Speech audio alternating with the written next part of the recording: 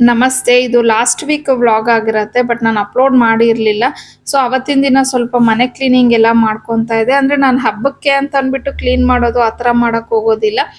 Regular ಆಗಿ clean ಮಾಡ್ತಾನೆ ಇರ್ತೀನಿ. ಬಿಕಾಸ್ ಈ ರೀತಿ ಮಾಡ್ಕೊಂಡ್ರೆ ನನ್ಗೆ ಏನಂದ್ರೆ ಡೀಪ್ ಕ್ಲೀನ್ ಮಾಡುವಾಗ ತುಂಬಾನೇ ಈಸಿ ಆಗ್ಬಿಡತ್ತೆ.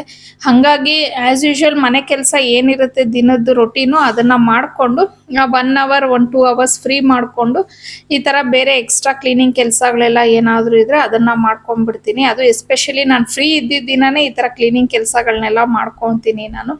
ಹಂಗಾಗಿನೇ ಮನೇನ ನಾನು ಅಷ್ಟು ನೀಟಾಗಿ ಮೇಂಟೈನ್ ಮಾಡಕ್ಕೆ ನನಗೂ ಸ್ವಲ್ಪ ಹೆಲ್ಪ್ಫುಲ್ ಆಯ್ತು ಅಂತಾನೆ ಹೇಳ್ಬೋದು.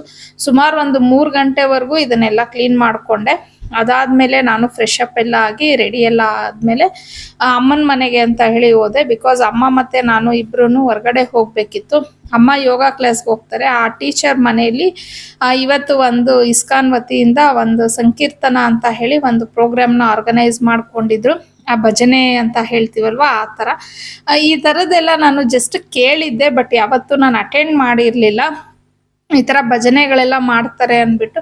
ಸೊ ಅಮ್ಮ ಮತ್ತೆ ಅವರು ನನ್ಗೆ ಕಾಲ್ ಮಾಡಿ ಹೇಳ್ದಾಗ ನನ್ಗೆ ಹೋಗ್ಬೇಕು ಅಂತ ಹೇಳಿ ಅನ್ನಿಸ್ತು. ಆಂಟಿನೂ ಫೋನ್ ಮಾಡಿ ಬಾ ಅಮ್ಮ ಚೆನ್ನಾಗಿರತ್ತೆ ಅಂತ ಹೇಳಿದ್ರು.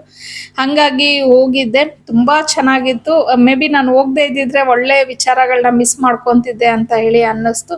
ತುಂಬಾ ಸಿಂಪಲ್ ಆಗಿ ನಮ್ಮ ಡೈಲಿ ರೊಟೀನ್ಸ್ ಅಲ್ಲಿ ನಾವು ಮಾಡುವಂತ ಮಿಸ್ಟೇಕ್ಸ್ ಅನ್ನ ಮತ್ತೆ ಆ ಮಿಸ್ಟೇಕ್ಸ್ ಇಂದ ನಾವು ಯಾವ ರೀತಿ ಪಾಠ ಕಲಿಬಹುದು ಮತ್ತೆ ಅದನ್ನ ಯಾವ ರೀತಿ ನಾವು ತಿದ್ಕೋಬಹುದು ಅನ್ನೋದು ತುಂಬಾ ಚೆನ್ನಾಗಿ ಅವರು ಹೇಳ್ಕೊಟ್ರು. ನನಗೂ ತುಂಬಾನೇ ಇಷ್ಟ ಆಯ್ತು. ಹಾಗೆ ಇನ್ನು ಇವಾಗ ಕಾರ್ತಿಕ್ ಮಾಸ ಇದೆ ಅಲ್ವಾ ಅಂತ ಹೇಳಿ ದೀಪ ಎಲ್ಲ ಬೆಳಗ್ಸಿ ಅದು ಎಲ್ಲ ಮಾಡಿದ್ರು. ಮತ್ತೆ ಊಟ ಎಲ್ಲ ಅಲ್ಲೇ ಅರೇಂಜ್ ಮಾಡಿದ್ರು. ಈರುಳ್ಳಿ ಬೆಳ್ಳುಳ್ಳಿ ಎಲ್ಲ ಏನೂ ಹಾಕಿರ್ಲಿಲ್ವಂತೆ. ನಿಜವಾಗ್ಲೂ ಎಷ್ಟು ಟೇಸ್ಟಿ ಆಗಿತ್ತು ಅಂದ್ರೆ ಊಟ ತುಂಬಾನೇ ಚೆನ್ನಾಗಿತ್ತು.